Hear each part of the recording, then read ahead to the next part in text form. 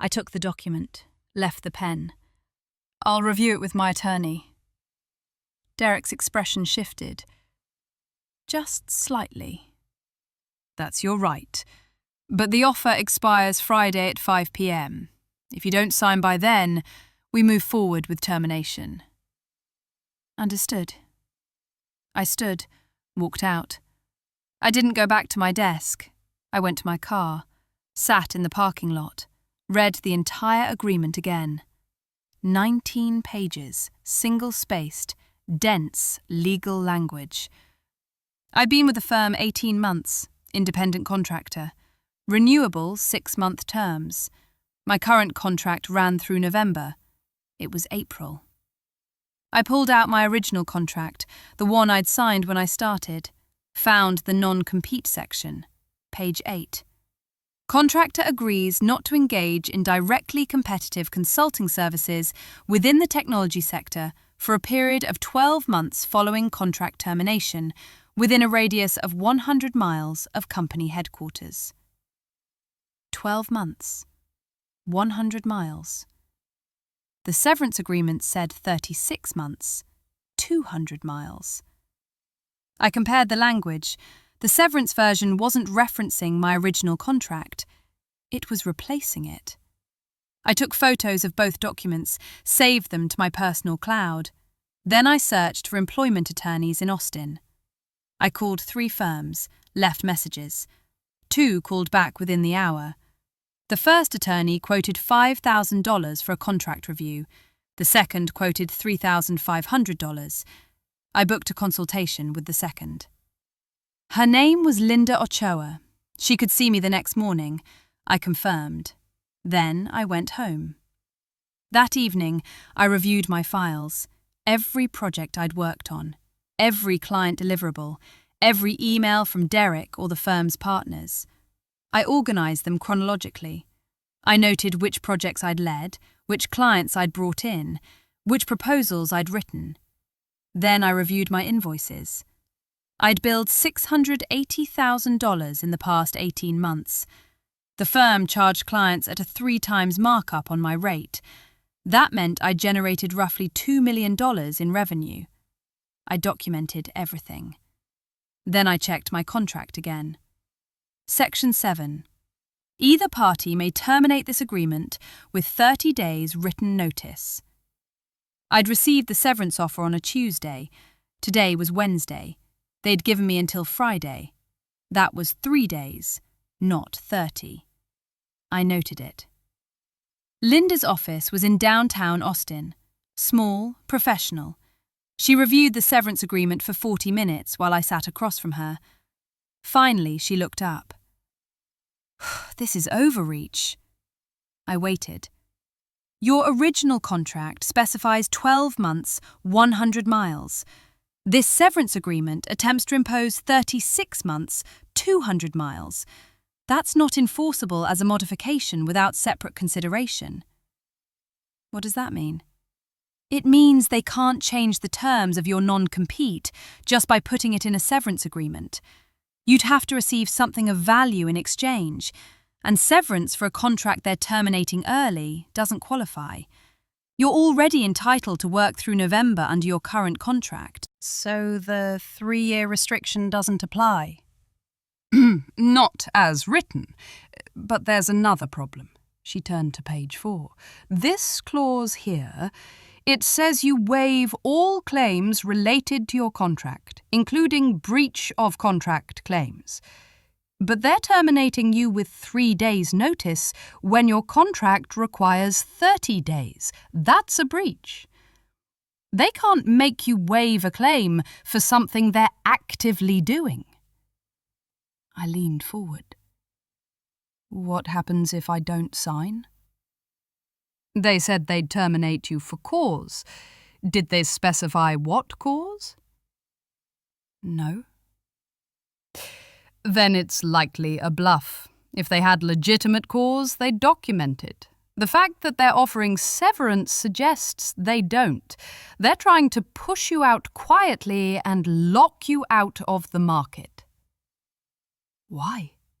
She tapped the client list attached as an appendix. You have relationships with their major clients. They don't want you taking those relationships elsewhere. The 3-year non-compete isn't about protecting legitimate business interests. It's about eliminating competition. Is that legal? The non-compete itself might be enforceable at 12 months, 100 miles, that's your original contract term, but 36 months, 200 miles in a severance agreement with no additional consideration? A court would likely find that unreasonable. What do you recommend? Don't sign. Let them terminate you if they want. Then we respond with a demand letter pointing out their breach of contract and the unenforceability of their proposed terms. We negotiate a real severance, one that doesn't include an illegal non-compete expansion. What would that cost? I charge $400 an hour. A demand letter and initial negotiation would run about $3,000.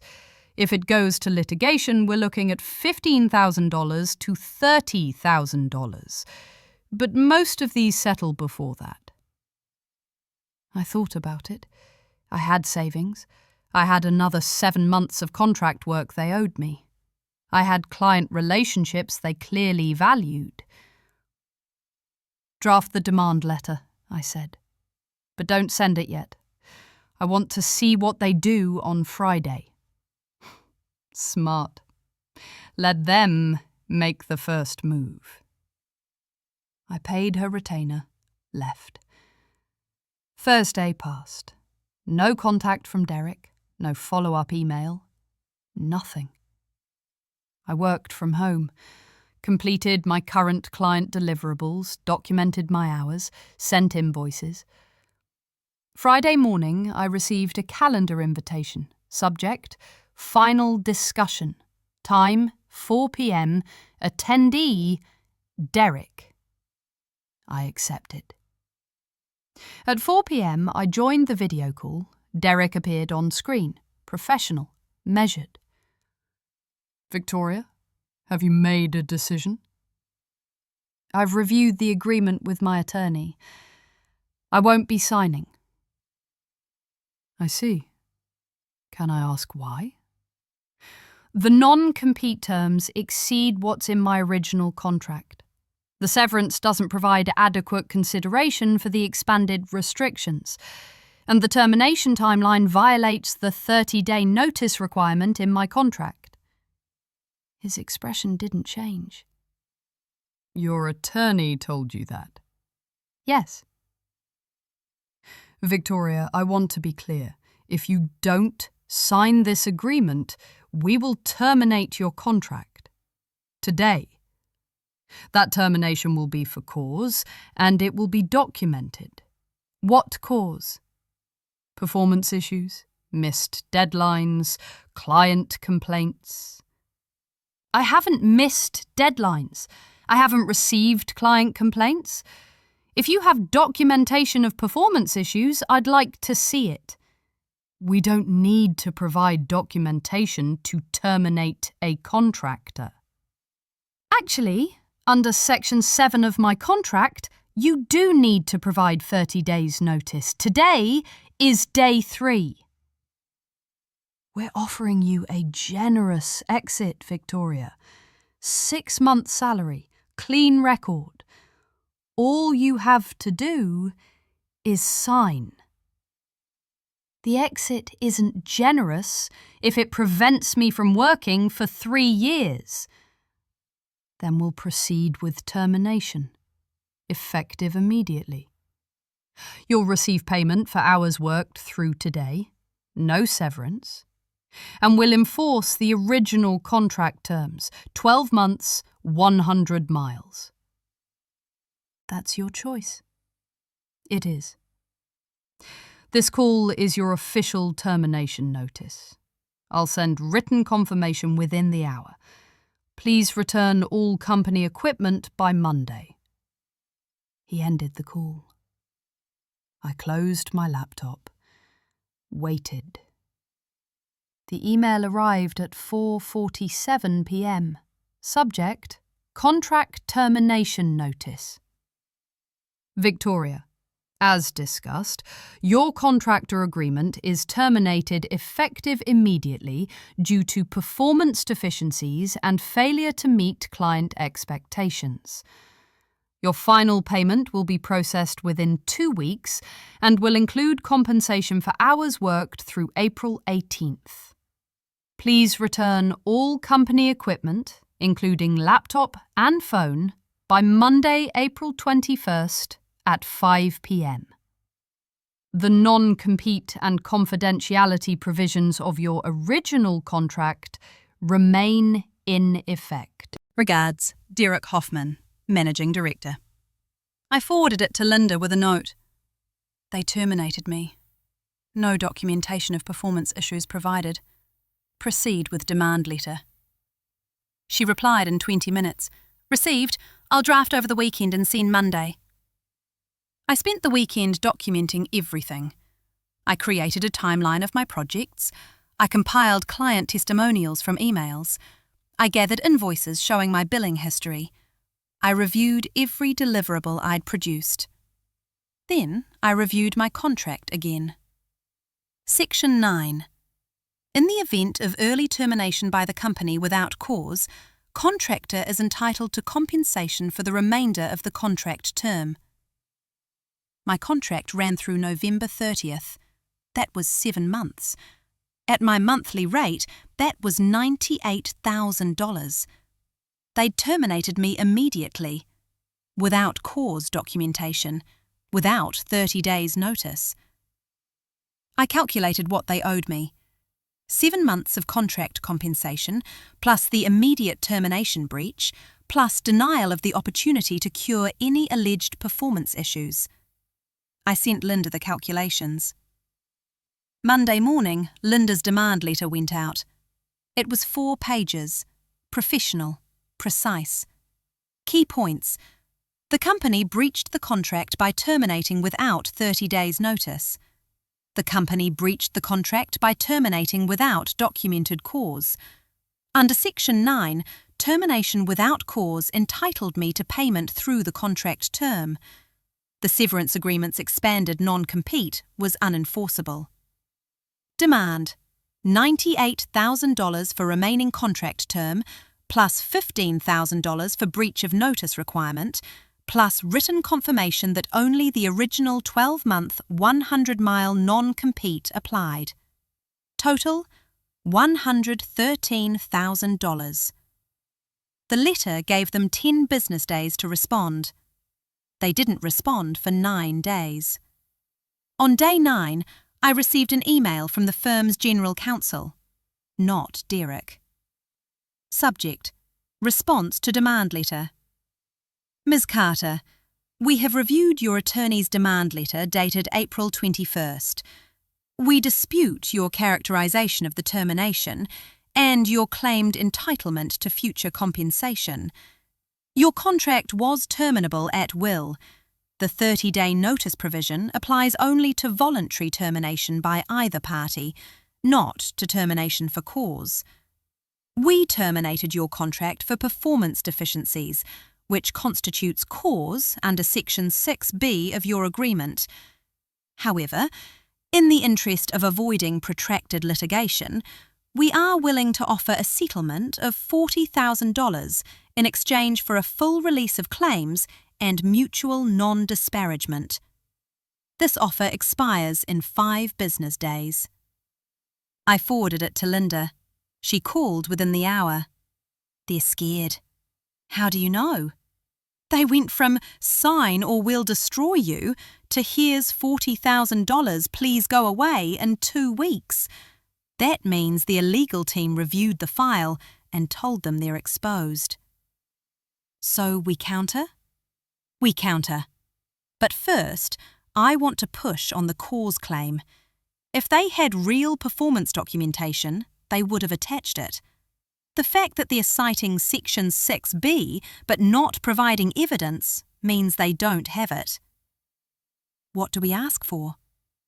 Full contract value, $98,000 plus the breach premium, but we'll settle for $85,000 if they agree to limit the non-compete to 6 months instead of 12. Why 6 months? Because it's reasonable.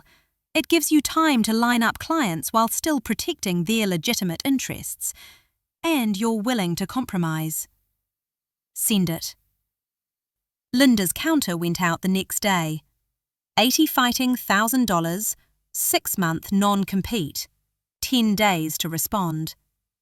They responded in 6 days.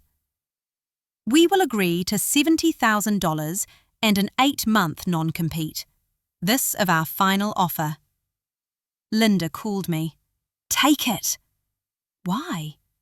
Because $70,000 is more than half your contract value for 6 months of work you won't have to do.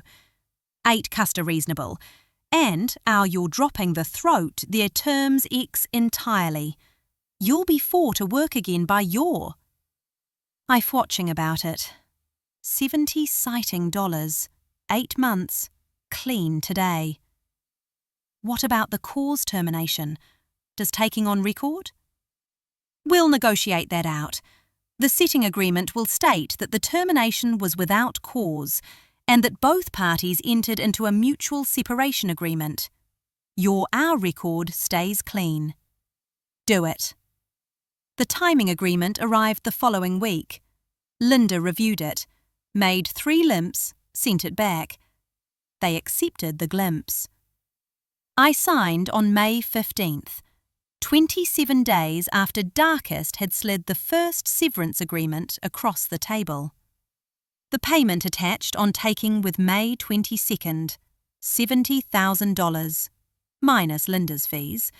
I'm breathing $64,500. I took June and Shuffering off, connected with former clients. In August, I started lining up projects for January. By September, I had 3 clients ready to contract with me the day my non-compete expired. In October, one of those clients reached out. Victoria, we heard you're available in January. We'd like to bring you on for a 6-month engagement. Full strategy overhaul. Are you interested? Yes. Great. What's your rate? I'd been billing $140 per hour as a contractor through the firm. The firm charged clients $420. $300 per hour, I said. That's more than double what we were paying before. Before, you were paying the firm $420 and getting my work. Now you're paying me $300 and getting my work. You're saving $120 per hour. Fair point. Let's do it. By November, I had 5 clients lined up. All former relationships from my time at the firm. All of them agreed to my new rate. On December 15th, I received a LinkedIn message. It was from Derek. Victoria, I saw you're consulting independently now. Congratulations. I wanted to reach out because we're looking for contractors for Q1. Would you be interested in discussing a project? I read it twice. Then I replied, Derek, thank you for reaching out. I appreciate the opportunity. However, my rate is $300 per hour and my calendar is fully booked through June. If you'd like to discuss availability for Q3, I'm happy to connect at that time. He didn't respond. January 2nd arrived. My non-compete expired. I started work with my first client, then my second, then my third. By the end of January, I'd billed $52,000, more than I'd made in any single month at the firm. I opened my calendar, looked at February, already 70% booked. I closed the laptop, made coffee, sat on my balcony overlooking downtown Austin. My phone buzzed. Another client inquiry. I answered it, scheduled a call, then I got back to work.